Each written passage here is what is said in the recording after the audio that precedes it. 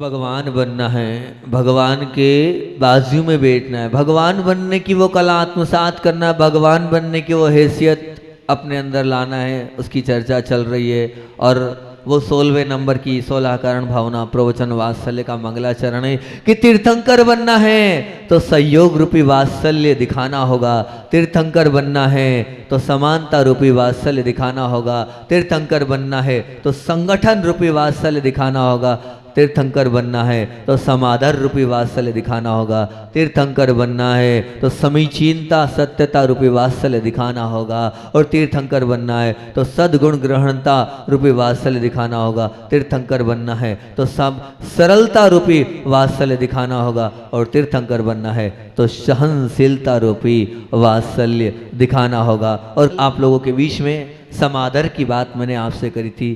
क्या समादर कहलाता? समादर ही कह रहा है सबको आदर देना।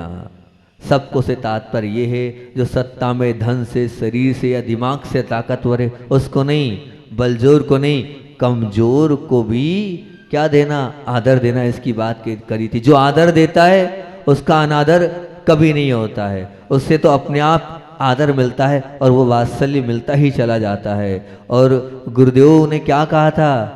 आदर करना धर्म है, आदर करना कर्तव्य है, आदर करना अनुशासन है, ये बात बोली थी। और आदर का तात्पर्य यही है कि सबको लेकर चलना, सबको पूछ कर चलना, अनुनय करना और नतमस्तक हो जाना। लोगों से बात करी थी और मैंने 3 बातें आपसे बोली थी आदर में। क्या बोला था?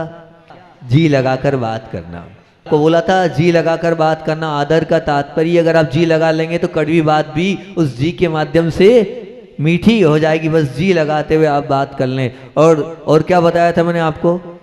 जय जिनेन्द्र। वास्तविकता में आदर का सूचक ये बहुत बड़ा मंत्र है, ये बहुत बड़ा तंत्र है। अगर हम जय जिनेन्द्र करते रहेंगे तो आपस की कालुस्ताएं मिटती चली जाएगी और आपस का वात्सल्य बढ़ता चला जाएगा। और तीसरी बात, बहुत सारी बहुओं ने नियम तो लिया था, नहीं बहुओं ने कि हम क्या करेंगे?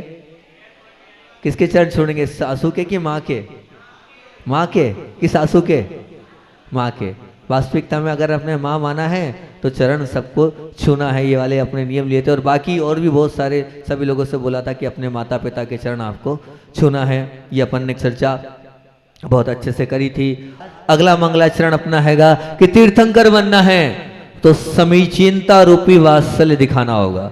समीचीनता मतलब सत्य होना चाहिए आपका वात्सल्य, झूठा नहीं। समीचीनता का अर्थ है ईमानदारी, सत्यता, दिखावटीपना नहीं, बनावटीपना नहीं। एक सच्चा जीवन सबका विश्वास जीत सकता है और वात्सल्य से जोड़ सकता है। वास्तविकता में अगर आप सच में वात्सल्य करोगे तो सच में आपको वात्सल्य मिलेगा। और आपका अगर वो झूठा वात्सल्य है, दिखावटीपना है और बनावटीपना है, आज नहीं तो कल पकड़ में आ ही जाएगा। वो व्यवहारिक वात्सल्य आप अगर कर रहे हो तो ऐसा वात्सल्य ध्यान रखना, आप कर तो रहे हो लेकिन वो करना आगे के जीवन के लिए सार्थक नहीं होगा। और सत्य को जिसने आधार बनाया है उसके लिए वात्सल्य का भाव स्वयं जाग जाता है।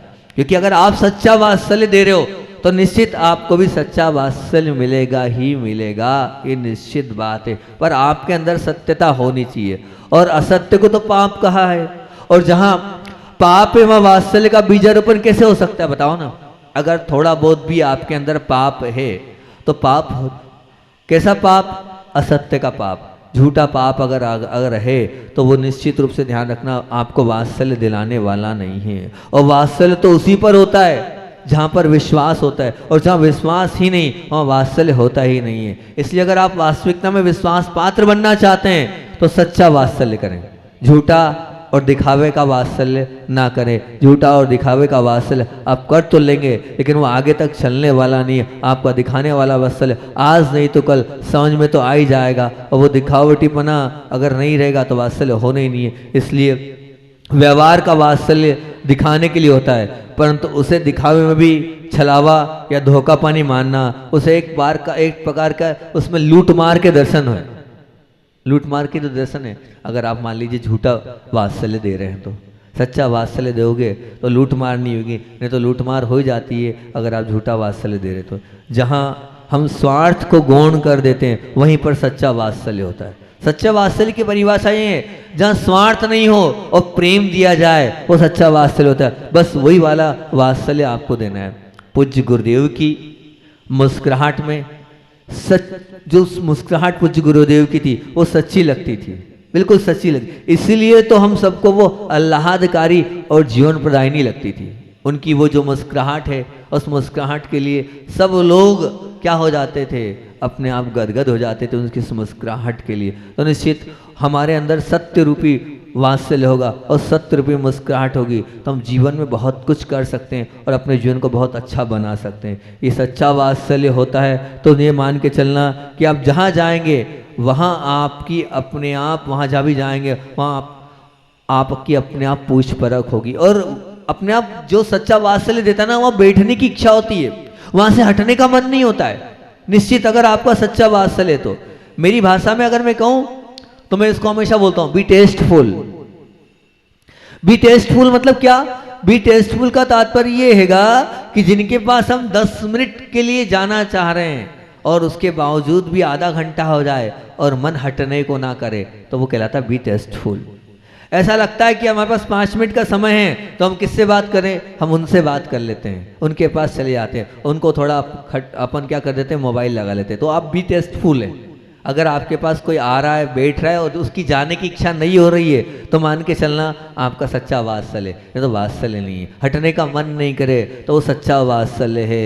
नहीं तो फिर समझना आप आए और वो माथे पे हाथ फेरने लगे, गए काम से, ये आ गया है, अब क्या करें, टाइम खराब हो रहा है, टाइम खराब कर देगा, तो अब मतलब समझ लेना आप सामने वाले के लिए इतने अच्छा नहीं है। तो निश्चित हमारा वात्सल्य भी टेस्टफुल होना चाहिए। जब आप नहीं हो और आपको याद किया जाए तो समझना आपने सच्चा वात्सल्य दिया है।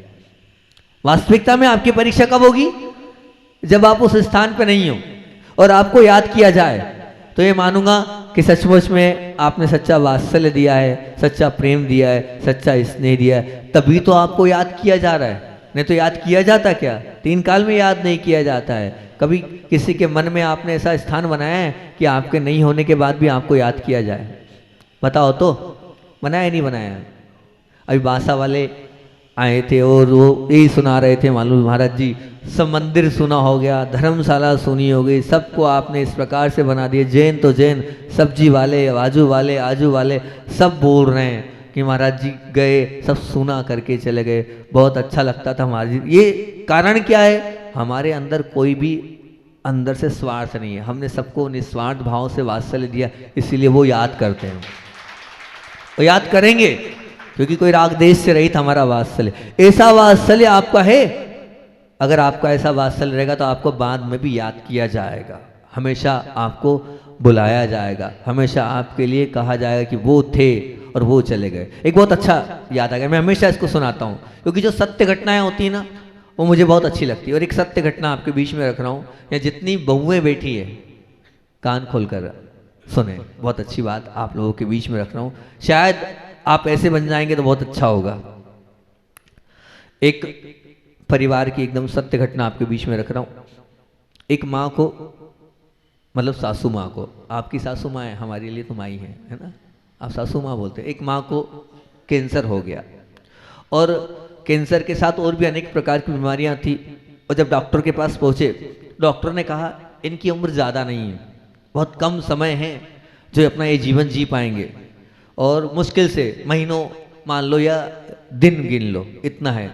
तो बेटा और बहू ने क्या, आप तो बताओ कि हम क्या कर सकते हैं? बोले हम क्या करें, हम तो कुछ नहीं कर सकते हैं, आप भगवान के सहारे अगर कुछ कर सकते हैं तो कर लेना। अब बेटे और बहू की नया नया विवाह हुआ था और नया नया विवाह होने के बावजूद भी बहू ने और इतनी सेवा करी, इतनी सेवा करी, इतनी सेवा करी, और बेटे ने भी बहुत सेवा करी। अब वो जो सासू माँ थी, रहना महीनों था, लेकिन उनकी सेवा से और उनकी वैयावृत्ति से 1 साल, 2 साल, 3 साल, 4 साल, डॉक्टर बोले कौन सा अतिशय हो रहा है, ये समझ में नहीं आ रहा है, हमारी मेडिकल साइंस फेल हो रही है। 5 साल, 6 साल, आगे बढ़ती चली गई कहानी और लगभग 10 से 11 साल हो गए और 10-11 साल तक भी उन माँ को कुछ नहीं हुआ। अब वो कुछ नहीं हुआ, लेकिन अंत में बीमारी तो बीमारी थी, अंत में स्थिति बहुत गंभीर हो गई। जब स्थिति गंभीर हुई, सुनना बहुत काम की बात बोल रहा हूँ, जब अंत में स्थिति गंभीर हुई तो लगने लगा अब समय बचा नहीं है, अंत का समय चल रहा है, अंत का समय चल रहा है। तो बेटे और बहू दोनों के दोनों माँ के चरणों में बैठे, बोले माँ हमने तो बहुत सेवा करी, हम तो चाह रहे थे कि आपके साथ जितना जीवन जी सके जी लें, पर माँ अब आप एक बात बताओ, आपकी कोई आखिरी इच्छा हो तो बता दो, आपकी कोई आखिरी इच्छा हो तो बता दो। तो माँ ने कहा बेटा तुम लोग मेरी इच्छा पूरी नहीं कर पाओगे। क्या बोला? तुम लोग मेरी इच्छा पूरी नहीं कर पाओगे। तो बहू ने कहा आपको ऐसा लगता है क्या कि हम आपकी इच्छा पूरी नहीं कर पाएंगे? बोले नहीं बेटा नहीं कर पाओगे। अब इधर बेटे को भी बुरा लगा कि माँ एक बात बताओ, 11-12 साल हो गए सेवा करते करते, क्या तुम्हें हमें सेवा पर इतना विश्वास नहीं है कि हम तुम्हारी इच्छा पूरी नहीं कर पाएंगे? तो बोले नहीं बेटा कह तो रही हूँ, मत पूछो, तुम मेरी इच्छा पूरी नहीं कर पाओगे, तुम्हारे बस की नहीं है। फिर बहू को रोना आने लगा। बोले क्या है, क्या बिक जाएगा, हम सब बेच देंगे, पर आप जो बोलोगे वो करने को तैयार है। बोलो क्या, कहाँ मंदिर बनाना, कहाँ भगवान विराजमान करना, क्या करना, क्या जो आप बोलोगे हम सब करने को तैयार है, हम सड़क पर आ जाएंगे लेकिन आपकी इच्छा पूरी करके ही रहेंगे। फिर भी माँ जो थी वो माँ बोलती मैंने कह दिया ना तुम लोगों के बस की नहीं है। अब दोनों के दोनों बेटे बहू रोने लगे। बोले माँ जब तक तुम अपनी इच्छा नहीं बताओगी तब तक हम अन्य जल ग्रहण नहीं करेंगे, पर तुम्हें तो बतानी पड़ेगी अपनी इच्छा। तो बोले तुम नहीं मान रहे हो ना, तो सुन लो मेरी इच्छा क्या तुम्हारे बस की नहीं है। बोले मेरी इच्छा सुन लो, जितनी बहू यहाँ बैठी है कान खोल कर सुन लो, सत्य घटना बता रहा हूँ। तो उस सासू माँ ने क्या कहा? उस सासू माँ ने ये कहा मेरी ये इच्छा है कि आने वाले जन्म में मैं तुम्हारी बहू बन के तुम्हारी सेवा कर सकूं। वो तुम्हारे बस की नहीं है। आने वाले जन्म में मैं तुम्हारी बहू बनकर तुम्हारी सेवा कर सकूं। ये कहलाता है समर्पण, ये कहलाती है भक्ति, ये कहलाती है आस्था, ये कहलाता है वात्सल्य, सच्चा वात्सल्य। औपचारिकता नहीं। आप लोग ने शायद चरण छुए होंगे कल मेरे कहने से, लेकिन औपचारिक छुए होंगे, क्या पता अंदर से छुए कि नहीं। अंदर से छूना, अगर अंदर से छूओगे तो निश्चित रूप से वो सासू भी कहेगी कि मैं तुम्हारी बहू बनूं। बहुत कम ऐसे घरों में होता होगा जहाँ वो क्या सास कह रही है कि मैं तुम्हारी बहू बनकर तुम्हारा कर्जा उतार पाऊँ। जितनी सेवा तुमने मेरे लिए करी है उतनी सेवा शायद ही कोई करता, मेरी बेटी भी मेरी सेवा नहीं करती जितनी सेवा तुमने करिएगी उतनी सेवा कोई नहीं। ये निश्चित रूप से हमें माने अपने आप को, हम अच्छे से सेवा करेंगे तो बहुत अच्छा हमारे घर का भी वातावरण बन जाएगा और हमारा एडजस्टमेंट भी बहुत अच्छा होता चला जाएगा। पिछली बार एक बहुत अच्छी कहानी सुनी थी मैंने इसी बात को लेकर, याद हो तो भूल गया हूँ, याद आ गई वो कहानी मुझे। एक बहुत अच्छी कहानी सुनी थी, वो भी सत्य घटना थी बहू की। फिर से सुना दूँ, ताज़ा हो जाएगी। मुझे याद है पिछली बार बामरा में वो कहानी सुनी थी मैंने, फिर भी एक बार और सुन लो, बहुत अच्छी कहानी है। एक घर में इतना प्रेम, इतना वात्सल्य, इतना स्नेह बहू और सास का कि पूरी दुनिया को बड़ा आश्चर्य होता था आखिर ऐसा क्या है जो आपस में इतना प्रेम, इतना स्नेह, इतना वात्सल्य है, क्या कारण है। तो सच्चा प्रेम क्यों है ऐसा? इनके घर में कभी भी जो है बर्तन गिरने की भी आवाज़ नहीं आती है। तो बस जलन तो होती है आजू बाजू वालों को, तो आजू बाजू वालों में से किसी एक माँ पहुंच गई देखने के लिए आखिर होता क्या इनके घर में, ऐसा क्या है जो इनके घर में जो है लड़ाई झगड़ा नहीं होता है, आवाज़ नहीं आती है। पहुंच गई, पहुंचते ही देखा आइए आइए, बहुत अच्छे से बुलाया, बिठाया और उनसे जो है भोजन नाश्ता सब पूछा। तो बोले क्यों, कैसे आना हुआ? बोले आना तो था लेकिन मेरे प्रश्न का जवाब मिल गया। बोले क्या? बोले आप इतनी मीठी बोल रही हैं, इतनी मीठी बोल रही हैं अपनी बहू से और सबसे, और इतने प्रेम से बोल रही हैं, जी लगा के बोल रही हैं। अब समझ गई मुझे कुछ पूछना ही नहीं है, मैं यही पूछ रही थी कि आपके घर में झगड़ा क्यों नहीं होता है, आपके घर में झगड़ा क्यों नहीं होता। लेकिन आप इतना मीठा बोलते हो, झगड़ा होगा कहाँ से? झगड़े की जड़ ही खत्म होगी। आपके में जी भी है, आप भी है, आओ भगत भी है, इतनी व्यवहार कुशलता है, बहुत अच्छी बात है। अब उस बहू बैठी थी और जो भी आप लोग अपना करते हैं वो सब नाश्ता वगैरह सब चल रहा था। उसी बीच में एक प्रश्न पूछ लिया। किसने पूछ लिया? वो जो आई थी बाजू वाली, ठीक है ना, उन्होंने प्रश्न पूछ लिया आप तो ये बताओ कि आपकी बेटी भी है और आपकी बहू भी है, और बेटी और बहू में आप बताओ कि बेटी कैसी है और बहू कैसी है, आपके लिए किसका क्या है महत्व। तो बड़े उससे सासू माँ ने जवाब दिया, बोले मुझे जो मेरी बेटी है ना वो मीठे के समान है और मेरी जो बहू है ना वो नमक के समान है। मेरी जो बेटी है वो मीठे के समान है और मेरी बहू जो है वो कैसी है? खारी नमक के समान है। अब सोचो तो सही, विचार तो करो। अब बहू जब इतनी मेहनत कर रही है, दिन रात सेवा कर रही है, और सासू माँ ने क्या बोल दिया? नमक के समान है। अब बहू को बुरा नहीं लगेगा? लगेगा ही लगेगा, लगना भी चाहिए, प्रैक्टिकली बात है, बुरा तो लगना ही चाहिए। तो दिन रात लगा है और उसकी आप इस प्रकार से खेल ली, और वही बाहर वालों के सामने तारीफ प्रसन्नता तो करना नहीं, और बेटी कभी कभी आ रही है, उसको मीठा बना दिया और हमको खारा बना दिया, लगेगा? अब बहू का व्यवहार बदल गया, बहू का स्वभाव बदल गया। बहू भी जो है वो गुस्सा तो बहुत आ रही थी कि किसी तरह से जो है मैं लड़ लूँ झगड़ लूँ, लेकिन व्यवहारिक थी और अच्छे संस्कार थे, बहुत संयमी रही, सहनशील रही, उसने कुछ नहीं बोला, लेकिन चेहरे पे सब कुछ झलक रहा था। जब झलक रहा था तो सासू माँ ने भी सोचा, क्या सोचा कि इसके व्यवहार में परिवर्तन आ गया, क्या बात है, ये बोल नहीं रही है, अच्छे से बात नहीं कर रही है, कि जैसा था वैसा नहीं लग रहा है। फिर सासू को भी रहा नहीं गया और बहू से पूछ लिया कि भैया बताओ तो, क्या ऐसा क्यों तुम्हारे अंदर परिवर्तन आया है, क्या कारण है, क्या बात है? तो अब वो नहीं बताना, बोले नहीं बताना ही पड़ेगा। सासू ने भी जबरदस्ती से पूछा, अब नहीं तो आज की सासू बताना हो तो बताओ, नहीं तो मत बताओ। ऐसा करेगी आजकल की सासू, लेकिन वो सासू बहुत अच्छी थी, नहीं है बताना पड़ेगा, क्या बात है, कुछ ना कुछ तो परिवर्तन है, तुम जो थी वो नहीं बची, तुम्हारे मन में कोई ना कोई तो शल्य है, कोई ना कोई क्लेश तो है। अब वो तो क्लेश तो था ही, शल्य तो था ही, इतना बड़ा शल्य था, और क्या उससे बड़ा शल्य क्या हो सकता है? सबसे बड़ा शल्य था, तुमने खारा बोल दिया। तो बोल दिया, बोले जब वो बाजू वाली माँ आई थी उसके सामने, उनके सामने आपने क्या बोल दिया, अपनी बेटी को तो मीठा बना दिया और मुझको खारा बना दिया है।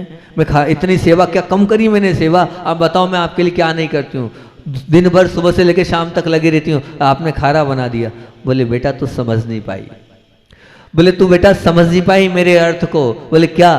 बोले मैं मीठा कभी कभी खाती हूँ, वार त्योहार पे खाती हूँ, मैं मीठे के बिना रह सकती हूँ, पर नमक के बिना एक ग्रास अंदर नहीं कर सकती, मैं नमक के बिना एक कोर अंदर नहीं कर सकती, मैं तेरे बिना जीवन नहीं जी सकती, मेरी बेटी के बिना तो मेरा जीवन चल रहा है, इसलिए वो कभी कभी वाली है, लेकिन तू हमेशा वाली है, इसलिए मैं तुझे नहीं छोड़ सकती, तू मेरे जीवन का अंग है। अब समझने वाला समझे ना कि सासू माँ ने क्या बोला है, जरा सी मिसअंडरस्टैंडिंग हो जाती है और वाद विवाद आपस का चालू हो जाता है, प्रारंभ हो जाता है। इसलिए हमें दूसरों की अपेक्षाओं को और दूसरों की भावनाओं को भी समझना चाहिए कि कब किसकी कहाँ किस प्रकार की भावना है, तभी जाकर हम अच्छे से प्रेम से वात्सल्य के साथ स्नेह के साथ रह सकते हैं, क्योंकि वात्सल्य की बात चल रही है और सबसे बड़ा वात्सल्य तो अपन का आपस में जो रह रहे हैं उनका वात्सल्य अच्छा होना चाहिए, तभी अपन अच्छे से रह पाएंगे, नहीं तो नहीं रह पाएंगे। तो निश्चित रूप से ये मान के चलना कि अगर हमारा वात्सल्य, अगर आपस का प्रेम अच्छा होगा तो हमारे कर्म तो साथ साथ में यूं ही अपने आप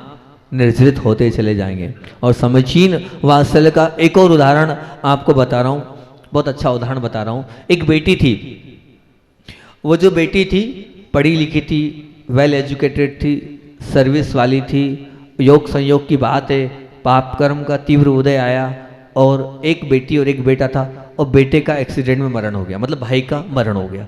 और जब भाई का मरण हो गया और वृद्ध माता पिता थे, तो अब उसको विवाह करना, तो निश्चित रूप से विवाह करना था। अब उसने सोचा मेरे पिताजी का क्या होगा, मेरी माताजी का कौन संभालेगा, इनका तो कोई नहीं है। जब भी वो किसी से बात करती थी तो वो यही बोलती थी कि देखो अगर शादी मुझसे करना है तो साथ में मेरे माता पिता भी आएंगे। तो जहाँ इच्छा थी 2-3 जगह जहाँ उनको अनुकूल लग रहा था, तो दोनों तीनों ने कहा भैया शादी आपसे करेंगे, आपके माता पिता को हम एक्सेप्ट नहीं कर सकते। तो 3 जगह बात चली, तीनों जगह मना कर लिया, चौथी जगह बात आई तो कायस्सर पूर्वक त्याग कर लिया। बोले जब हर बार वो मना कर रहे हैं तो ये पूरा जीवन मेरे माता पिता के लिए समर्पित है, एक जीवन माता पिता की सेवा में गुजार दूंगी। उस बहन ने शादी नहीं करी अपने माता पिता की सेवा के लिए। ये कहलाता है सच्चा वात्सल्य कि हाँ ठीक है, मैं मेरे माता पिता के लिए समर्पित हूँ, मुझे कुछ नहीं देखना, मुझे कुछ नहीं करना है। और पूज्य आचार्य श्री जी भी हम आपको बताएं इस बात पर बहुत ध्यान देते हैं। खातेगांव में हम लोग जो है एक साथ निकले, एक मोनिका दीदी है, एक हम हैं, एक शीलू भैया है, तो हम सब तीनों चारों ब्रह्मचर्य एक साथ लिया हमने। तो उनके यहाँ पर एक बहन जो है वो अननॉर्मल है। आचार्य श्री जी ने उनके स्वास्थ्य के लिए, प्रतिभा स्थिति में साथ थी, लेकिन उस मोनिका बहन को आचार्य ने कहा पहले घर की जिम्मेदारी जरूरी है, आप प्रतिभा स्थली में आ गई, पहले वहाँ पर जिम्मेदारियों को पूरा अच्छे से निभाओ, अपने कर्तव्यों को बहुत अच्छे से पालन करो, और जिम्मेदारी और कर्तव्यों को अगर आप पालन कर लोगे तो निश्चित आपका वात्सल्य बढ़ता चला जाएगा, आपके वात्सल्य में और बढ़ोतरी होती चलेगी। लेकिन अपनी जिम्मेदारी और अपने कर्तव्यों को बहुत अच्छे से पालन करो। बताएं, हम जब बासा में थे तो बासा में पहला प्रवचन हमारा इसी पर हुआ। किस पर? प्रेम स्नेह वात्सल्य पर हुआ था। तो वात्सल्य अगर बढ़ाना है, सच में अगर वात्सल्य बनाना है, तो एक काम आप कर लो।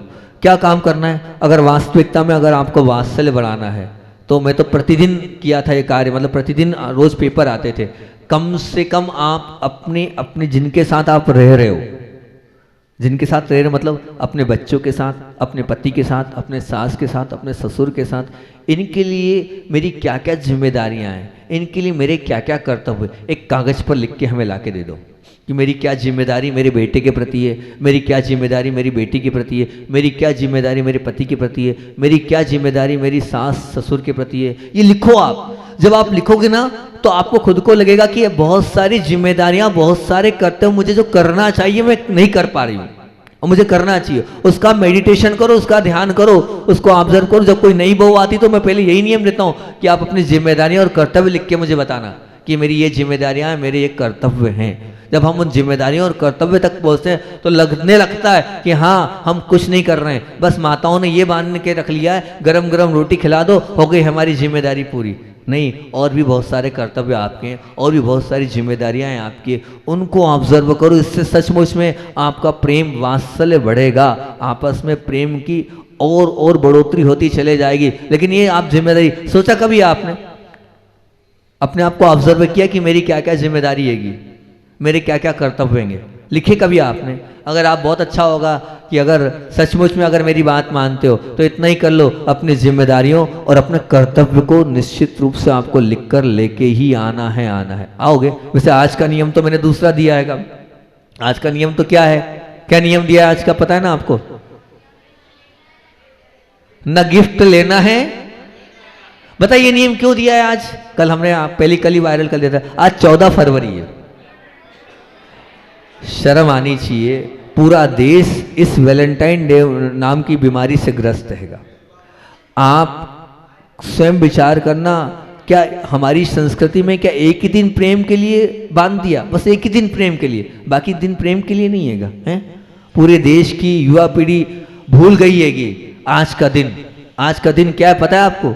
14 फरवरी 2019 को देश में सबसे हृदय विदारक दांव लगा था। वो इतनी बड़ी घटना घटी थी हमारे यहाँ आतंकवादियों के द्वारा। पत्रकार महोदय बैठे हैं, मनीष जी हमारे बीच में, खंडवा से पत्रकार महोदय जो हैं, दैनिक भास्कर ही है, अब बदल गया पेपर, चेंज हो गया।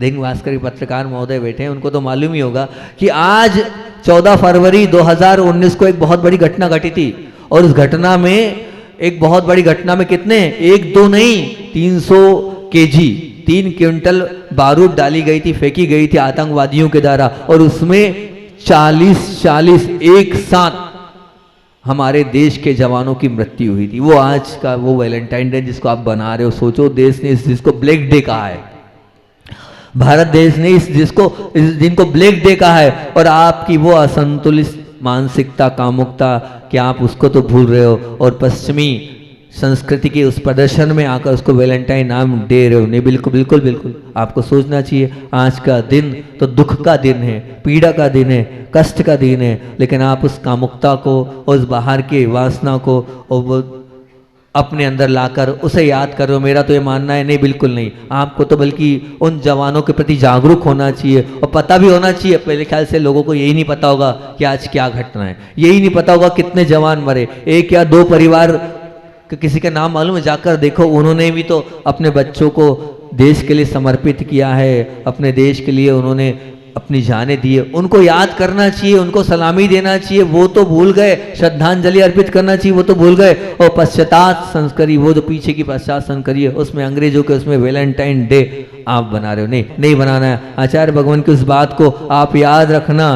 क्या गुरुदेव ने बोला था कि गुरुदेव ने ये बात बोली, रुको, अब लौट चलो और अपने भारत की ओर आ जाओ। तो अगर भारत की ओर आना है, अपने को इस नियम को पालन करना। वैलेंटाइन डे का किसी भी प्रकार से कोई भी समर्थन आप नहीं करना, नहीं तो यही है कि आपका देश के प्रति समर्पण, भक्ति और आस्था नहीं है। इसीलिए वो नियम हमने दिया था। याद आ गई बात। और आचार्य भगवान की हमने साथ साथ में जो उदाहरण आपको दिया उस बेटी का, एक और बेटे का उदाहरण याद आ गया मुझे, उसको और दे देता हूँ कि एक भाई मैंने बहुत अच्छा, क्योंकि इसलिए मैं बोल रहा हूँ कि मेरे साथ ही पढ़ा लिखा था, आगे बढ़ा। वो आगे बढ़ने के बाद अच्छा पैकेज, 1 करोड़ का पैकेज बाहर मिल रहा था उसे।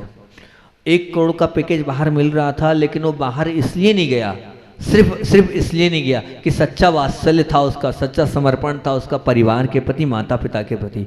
उसने ये सोचा कि अगर मैं बाहर चला गया तो मेरे माता पिता को कौन देखेगा, उनका कौन ध्यान रखेगा। मान लीजिए उनको कुछ अस्वस्थता हो गई, कुछ बीमारी हो गई, तो मेरे को आने में ही 8 दिन लग जाएंगे। मुझे ऐसा पैसा नहीं चाहिए, मैं ऐसे पैसे को ठोकर मारता हूँ, और उस ऐसे पैसे को मैं प्रेम और स्नेह नहीं करता हूँ। और ठोकर मार दी उसने। हे इतनी बड़ी हिम्मत, हे इतनी बड़ी ताकत, हे कि हम लक्ष्मी को ठोकर मार दें, इसीलिए कि मुझे मेरे माता पिता को वात्सल्य देना, प्रेम देना, स्नेह देना, उनका ध्यान उनके लिए समर्पित होना है।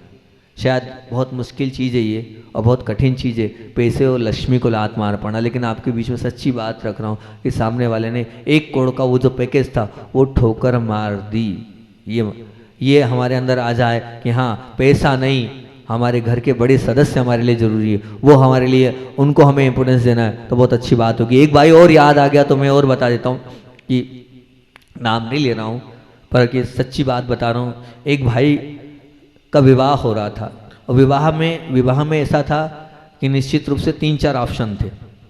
अब 3 ऑप्शन में एक बहुत अच्छा सुंदर लड़की थी, लेकिन सुंदर लड़की तो थी, लेकिन ऐसा लगता था कि वो सुंदर तो है, लेकिन उसके जो नखरे और जो सब कुछ है वो इतने अच्छे नहीं है। और एक इतनी अच्छी नहीं थी, लेकिन वो संस्कारित थी, धार्मिक थी, सब बात थी। तो उस भाई ने क्या देखा कि मुझे हमारे माता पिता का ध्यान देना है, मेरे उन्हें संभालना है, तो सुंदरता को गौण कर दिया। उसने संस्कारों को देखा और संस्कारों को देखते एक छोटे से गांव की लड़की के साथ अपना विवाह कर लिया, सिर्फ इसी बात को लेकर कि भैया ये आएगी तो मेरा घर बन जाएगा, और नहीं तो आज नहीं तो कल वो आएगी तो घर निश्चित रूप से टूटना है और घर के टुकड़े टुकड़े होना है। तो व्यक्ति ऐसे भी होते हैं समर्पण और भक्ति वाले कि अपने माता पिता और अपने परिवार के लिए इस प्रकार का समर्पण, इस प्रकार की भक्ति भी दिखा देते हैं कि सुंदरता को गौण कर दे। कोई एक आध लड़का है ऐसा जवान कि उसको ऑप्शन मिल रहा हो कि भैया 3-4 लड़कियां हैं और 3 में कोई सुंदर लड़की है ना, सच सच बताना। मेरे ख्याल से तो कोई इतना हिम्मत वाला नहीं है। एक परिवार आया था, नाम नहीं लूँगा, दोपहर की बात है, मैंने बहुत मोटिवेट किया, 15 मिनट पूरा समझाने का प्रयास किया। और वो बहन एक छोटे से गाँव में जाना नहीं चाहती। बोले वहाँ मेरा क्या लाइफ का स्टाइल होगा, वहाँ क्या जी पाऊंगी मैं, छोटे गांव में विवाह नहीं करूँगा। मतलब जिसने छोटे गांव में विवाह कर लिया उसका तो कोई मतलब जीवन ही नहीं बचा, उसका विवाह ही नहीं होगा। मैं कहता हूँ ध्यान रखना, छोटे गांव में खर्चा कम, दिखावा कम, शांति, सब कुछ है वहाँ आप बड़े शहर में 1 लाख कमाओगे तो भी पूर्ति नहीं होने वाली है। वहाँ किराए भाड़े में ही लग जाएगा, दिखावे में ही लग जाएगा, अपने आप को मेंटेन करने में ही लग जाएगा। समझ लेना आप बात को। और अगर बामोरा जैसे छोटे से गांव में 10,000 या 15,000 भी अगर कोई कमा रहा है तो उसमें वो कमा भी लेगा, बड़े बाबा को दान भी कर लेगा। बोलिए आचार्य भगवान विद्यासागर जी महामुनि राज की।